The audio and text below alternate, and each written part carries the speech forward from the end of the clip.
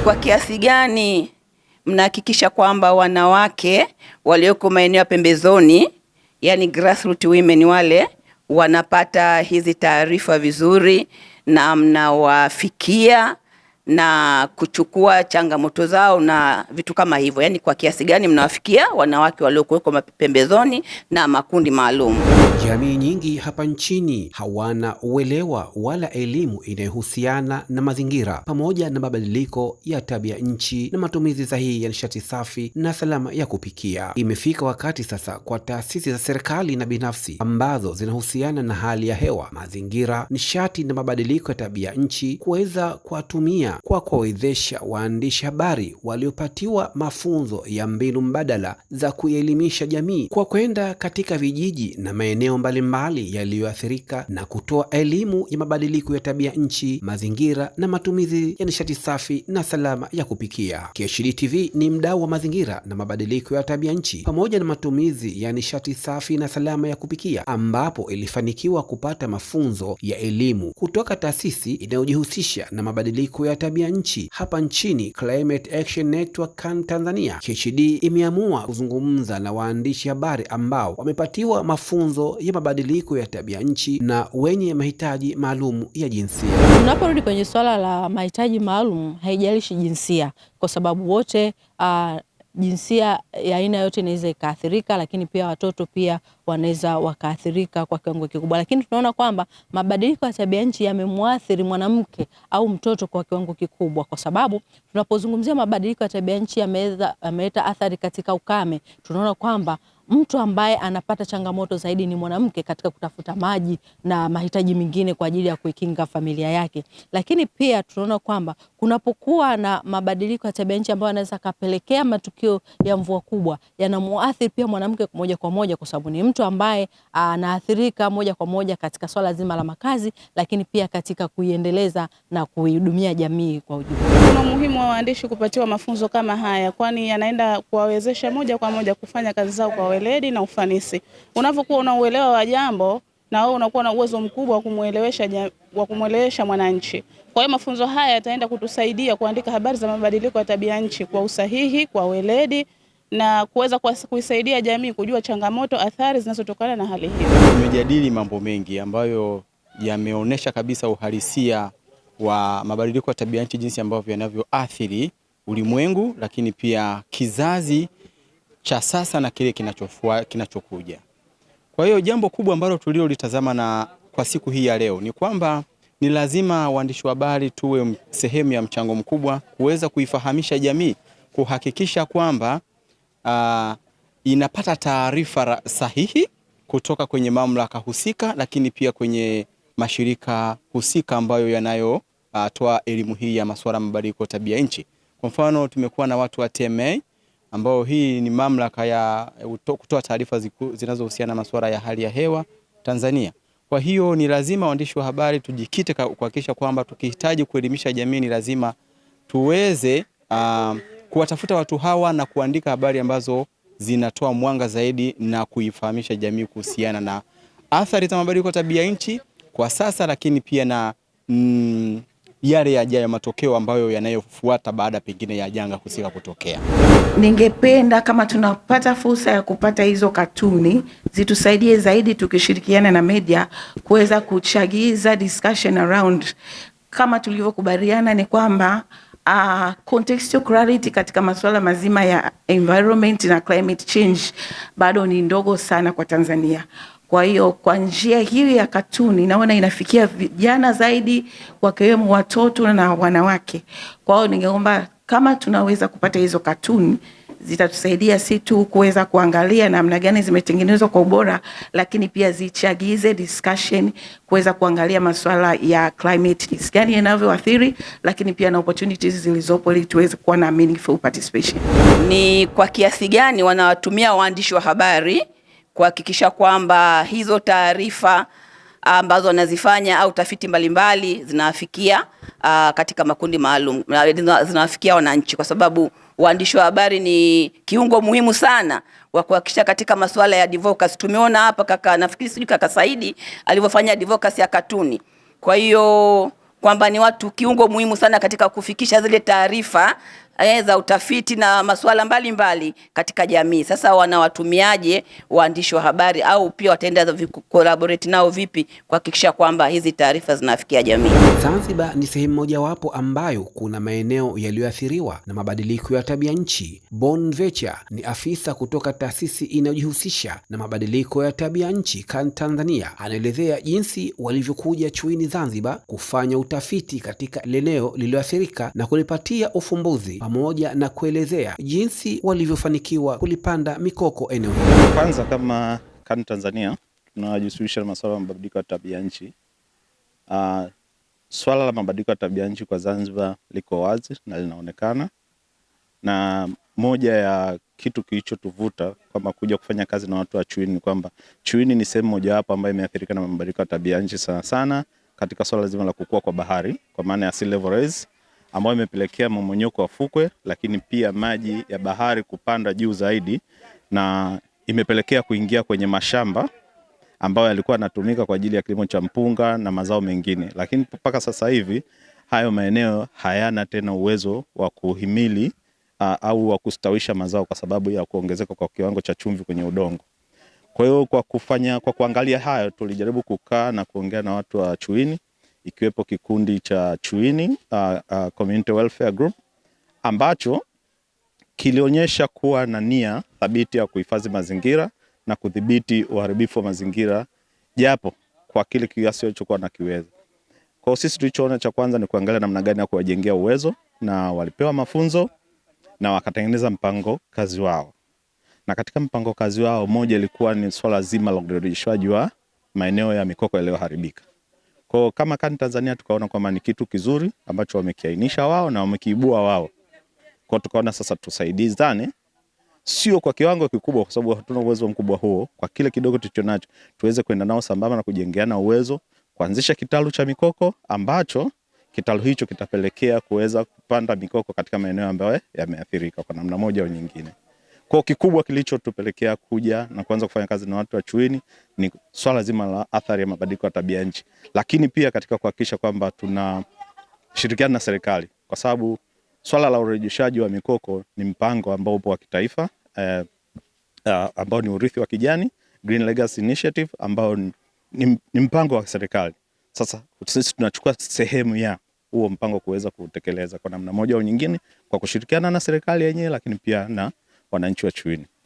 Mwitikio ni mkubwa sana, kwa sababu hata wakati tunakuja kikundi kilikuwa na watu wachache, lakini hata kama leo ulivyoona mwitikio hata wananchi wenyewe pia. Tumeweza pia kufanya tathmini ya kile tulichokifanya na tumekuta kwamba kuna mwitikio mkubwa zaidi ya kikundi chenyewe. Wananchi wenyewe pia wanajitokeza, lakini wananchi wenyewe pia wameanza kutekeleza baadhi ya mpango kazi uliokuwa umeandaliwa na baadhi ya zile shughuli zilizo kwenye mpango kazi, ikiwa moja wapo ni kudhibiti taka katika mitaa. Wananchi wameanza kulifanyia kazi, lakini pia kudhibiti uchimbaji mchanga hovyo ambao ulikuwa unapelekea kutengeneza maeneo ambayo ni hatarishi. Sasa na kipindi cha mvua natengeneza madimbu, wananchi wameanza kuchukua hatua wenyewe, lakini kikundi pia kimeongezeka watu. Sasa hivi hapa unaona kuna watu wamekuja hapa wanasema wako kikundi zaidi ya 60, lakini tuliwakuta wako 25. Kwa mwitikio ni mkubwa. Cha kwanza kabisa ni kuhakikisha kwamba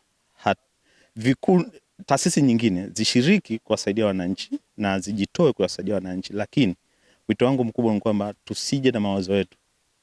Hakikisha kabisa taasisi tunaanza kusaidia wananchi, tunaenda kukaa chini na wale wananchi wanaibua matatizo yaliyo katika maeneo yao. Tusiwaibulie matatizo, waibue wao, watengeneze mikakati wao. Sisi sasa tuingie kusaidia katika ile mikakati na kazi wazozipanga kwa ajili ya kuzitekeleza, tuwasaidie waweze kuzitekeleza kwa ufanisi na kwa ajili kama walivyokuwa wamejipangia, na itakuwa na uendelevu, kwa sababu hata taasisi au mradi ukiisha, wale wananchi wapo na wataendelea kuwepo katika eneo hilo.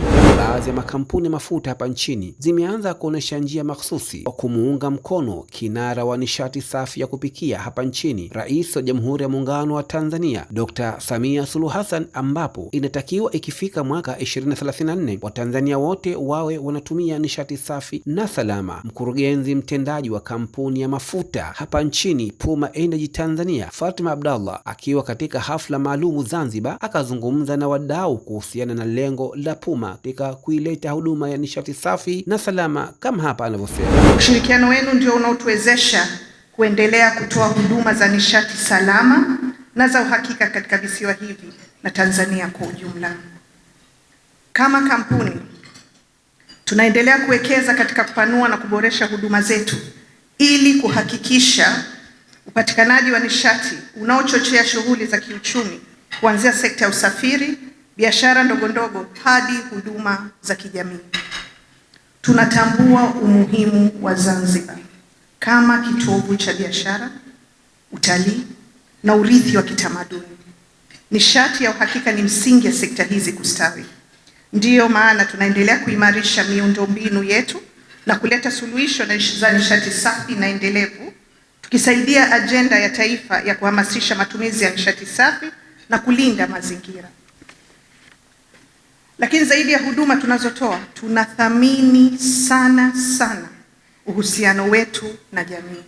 Tunaamini kuwa mafanikio ya kampuni yetu yanapaswa kwenda sambamba na ustawi wa jamii inayoihudumu. Na tunafikiria pia kuanza kuleta sasa nishati safi ya kupikia hapa Zanzibar. Kama unavyojua, Mheshimiwa Rais wetu wa Jamhuri ya Muungano wa Tanzania ndio kinara kwenye nishati safi ya kupikia, na tumepewa target kwamba by 2034 wa Tanzania wote 80% ya Tanzania tunatumia nishati safi. Kwa hiyo hii ni lengo letu lingine kwa hapa Zanzibar, tunafikiria kuja kufanya hivyo. Tarehe 16 na 17 Februari 2026 jijini Dar es Salaam kulifanyika jukwaa la wadau wa COP30 ambao walioshiriki na wasioshiriki katika mkutano wa nchi wanachama wa mabadiliko ya tabia nchi COP30 uliofanyika nchini Brazil. Jukwaa hilo liliratibiwa na Kani Tanzania na Women in Climate Tanzania pamoja na wadau wengine. Wamejadili yale yote yaliyoadhimiwa katika mkutano huo. Sixbeth Mwanga ni mkurugenzi wa Kani Tanzania, Silvia Baikiyangwa ni mkurugenzi wa Women in Climate Tanzania WCT, na Sara Pima mkurugenzi mtendaji wa HUDEFO pamoja na wadau wengine wanaelezea kuhusiana na utoaji wa elimu ya mabadiliko ya tabia nchi kutolewa kwa makundi yote. Cha kwanza ni kuhakikisha tunahuisha mipango yetu ili uweze kustahimili mabadiliko ya tabia nchi. Yaani masuala ya mabadiliko ya tabia nchi yahuishwe kwenye mipango mikakati ya kila sekta, hasa hizi za serikali, ili hata unapofanya kilimo kwa namna moja au nyingine huo umeshajitahidi kufanya kilimo ambacho kinahimili mabadiliko ya tabia nchi, wakati unasubiria au tunaendelea kuandika maandiko na kuwa na wataalamu kufuatilia hizi pesa zinazokuwa zimetolewa kama ahadi, hasa tunapokuwa tumekutana kwenye mikutano mikubwa kama hii na mkutano utakaofuata huko Uturuki. Kwanza vijana ndio wengi zaidi. Kwa mfano nitolee Tanzania, 70% ni vijana. Na kwa sababu kama ni 70% ni vijana wanaathiriwa zaidi. Tumeona vijana ambao wako vijijini wanapata shida, kama nilivyosema, ambao wamekimbilia kwenye kilimo wanapata shida. Mtu ambaye amemaliza chuo ameamua kukimbilia kwenye kilimo na ukame unaotokea anashindwa kuendelea na maisha yake kiuchumi, kwa sababu kile ambacho anakitegemea kimwajili ambacho ni kilimo kimeathiriwa mabadiliko ya tabia nchi. Aende wapi? Na sehemu kama hizi ndio sehemu za kuongea changamoto kama hizi. Tunasema kila siku kijana ajiajiri, anapata ajira kama hiyo ya kilimo, anaamua nyumbani kulima, lakini mabadiliko ya tabia nchi yanamrudisha nyuma. Na serikali pamoja na wadau wengine wanataka kusikia sauti kama hizi, waone katika mipango yao wanawasaidiaje vijana hawa ambao wanaathiriwa mabadiliko ya tabia nchi. Vijana wana suluhu nyingi, lakini hizi suluhu zinahitaji fedha, zinahitaji serikali iwatengeneze mazingira ya kuhakikisha kwamba hizi suluhu zinaonekana na zinawasaidia hawa vijana na jamii zao. Ndio maana kuna fund kabisa, yani watu wanataka kuipower NGO. Jamani, mmesikia hizi fund katika financial na organization structure yako ikoje? Tuzitafute hizi fund kwa sababu zipo na unalipiwa kabisa, kulipa hadi wafanyakazi, accountant afundishwe system gani anatumia. Tuzitafute na hizi fund wakati tunaendelea na kujipa. Nakumbuka nyie Climate Hub simliwahi kupata hii fund, simnifundisha hadi financial jinsi ya kufanya. Kwa hiyo jamani, fund zipo na watu wapo. Kwa nini tusitumie hizi opportunity ili wale wanaopata pia hizi hela waendelee kufundisha na wengine? Lakini pia tunaendelea kujiempower. Mfano GCF, mimi natolea mfano, ni ngumu. Yaani NEMC ndio walikuwa wameanza ile, wamefanya hapa. Ingekuwepo kakaangu kaondoka, angeelezea. Bila kufundishwa utakesha. lakini pia tujifunze, tusibweteke, tusiwe wavivu. Baba pamelezea yote, ni kweli kabisa, na tuendelee kuapply. Mfano hata kuapply ukiwa unatenga fedha kama sisi tulivyofundishwa kwenye hizi organization ambazo zinatoa hela ya hii kufundisha kabisa. Wanakuambia weka kabisa na hela ya unataka kwenda kopo, unataka kupeleka watu 5. Sasa kile ukiandika project, hata yule mtu mwambie kuwa nataka kwenda kopo, jamani nitakuwa na watu wangu 3. Nataka kutoka kwenye shirika langu waende 3. Sasa bila kufundishwa vizuri, unaona kama dona anaweza asikuelewe, si ndio? Lakini kumbe una juhudi, una kazi ya kumuelewesha kuwa dona, mimi nataka kwenda ili jambo langu naofanya na wewe nataka nilipeleke hadi kule.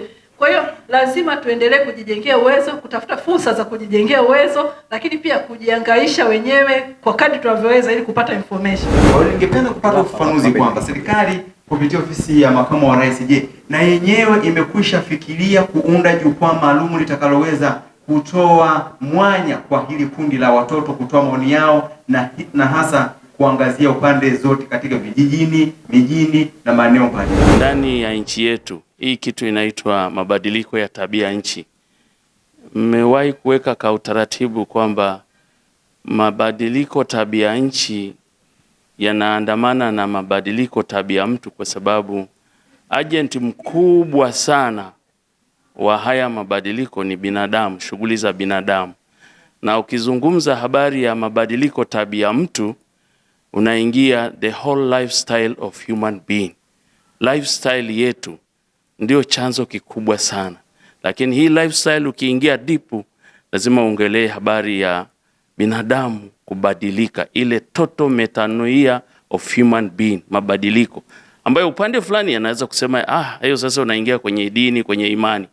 Lakini ukisema total secularism, kwenye hizi majadiliano ya kimataifa ya ndani, vijana wetu wataenda nje, watapata exposure na nini, watarudi, lakini kwa sababu ndani hawana kitu, hawana zile hadithi za bibi na babu, hawana zile bylaws za ndani, namna ya kukata kuni, namna ya kupika chakula, namna ya kula, na hata namna ya kuongea, namna ya kuvaa, na namna ya kutembea mbele ya jamii.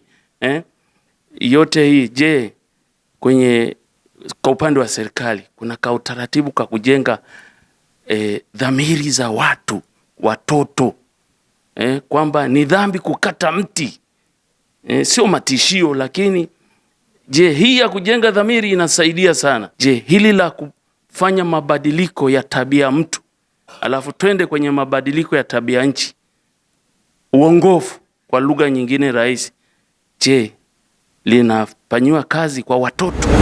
Kwa mfano nitoe tu mfano huu mkutano wa Belem. Mkutano wa Belem ulikuwa na agenda action plan, yani mkakati kazi wa jinsia. Sasa kwa maana hiyo inamaanisha tunapewa sawa nafasi ya kwenda, wanawake wanahudhuria na kadhalika, lakini implementation, yani kuhakikisha kwamba utekelezaji wa hizi sera zinazotoka, je, zinawafikia wanawake wa huku vijijini, hasa wanawake wa vijijini ambao kweli wanaathirika.